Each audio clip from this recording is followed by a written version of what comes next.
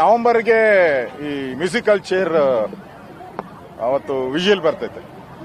Musical ಚೇರಲ್ಲಿ vigil ಹಾಕಿದಾಗ ಟಕ್ ಅಂತ ಕೂತ್ಕೊಂಡ್ಬಿಡ್ಬೇಕು. ಆಗಲೇ ಡಿ ಕೆ ಶಿವಕುಮಾರ್ ಒದ್ದು ಕಿತ್ಕೊಂತೀನಿ ಅಂತ ಅಸೆಂಬ್ಲಿಯಲ್ಲಿ ನನ್ನ ಮುಂದೆನೇ ಹೇಳಿದ್ದಾರೆ. ನಾನೇ ಅದಕ್ಕೆ ರಿಯಾಕ್ಟ್ ಮಾಡಿದ್ದೀನಿ, ಯಾವಾಗ ಒದ್ದು ಕಿತ್ಕೊಂತೀವಿ. ಅದಕ್ಕೆ ನವೆಂಬರ್ ಮೋಸ್ಟ್ಲಿ 15 ಅಥವಾ 16 ಇರಬೇಕು.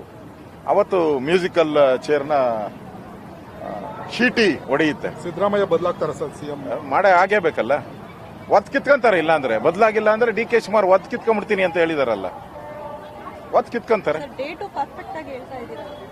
ಗೊತ್ತಿರೋದು ಕೇಳ್ತಾ ಇದ್ದೀನಿ. ವಿರೋಧ ಪಕ್ಷದ ನಾಯಕರಿಗೆ ನಾವು ಶಾಡೋ ಸಿಎಂ ಅಂತಾರಲ್ಲ, ನಮಗೂ ಗೊತ್ತಿರ್ತದೆ. ನಾವು ಸರ್ಕಾರ ಮಾಡಿದಿರಿ, ನಾನು 5 ಸರಿ ಮಂತ್ರಿ ಆಗಿದ್ದೀನಿ, ನಮಗೂ ಗೊತ್ತಿರಲ್ವಾ ಏನೇನ್ ಮಾಡ್ತಾರೆ ಇವರು ಅಧಿಕಾರಿಗಳು, ಪೊಲೀಸ್ ಅಧಿಕಾರಿಗಳು, IAS ಎಲ್ಲ ನಮಗೂ ಗೊತ್ತಿರ್ತದೆ. ಇವ್ರು ಯಾರ್ಯಾರ ಹತ್ರ ಮಾತಾಡಿದ್ದಾರೆ ಅವರೆಲ್ಲ ನಮ್ಗೆ ಹೇಳಿರ್ತಾರೆ.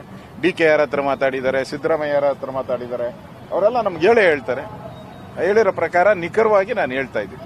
15 ಅಥವಾ 16 ಅವತ್ತೇನಾನ ಅಮಾವಾಸ್ಯೆ ಪೌರ್ಣ. ಯಾಕಂದ್ರೆ ಇವರು ಡಿ ಕೆ ಶಿವಕುಮಾರ್ ಅಮಾವಾಸ್ಯೆ ಇದ್ರೆ ಪೌರ್ಣಮಿ ಇದ್ರೆ ಅವ್ರ ಅಧಿಕಾರ ತಗೊಳಲ್ಲ.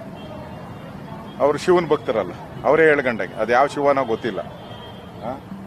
ಅವ್ರು ಹೇಳಿರೋ ಪ್ರಕಾರ ಅವತ್ತೇ ನಾನು ಅಮಾವಾಸ್ಯೆ ಪೌರ್ಣಮಿ ಇದ್ರೆ ತಗೊಳಲ್ಲ. ಇಲ್ಲ ಅಂದ್ರೆ 15, 16 fix date, guarantee transfer, musical chair transfer ಆಗೋದು ಗ್ಯಾರಂಟಿ.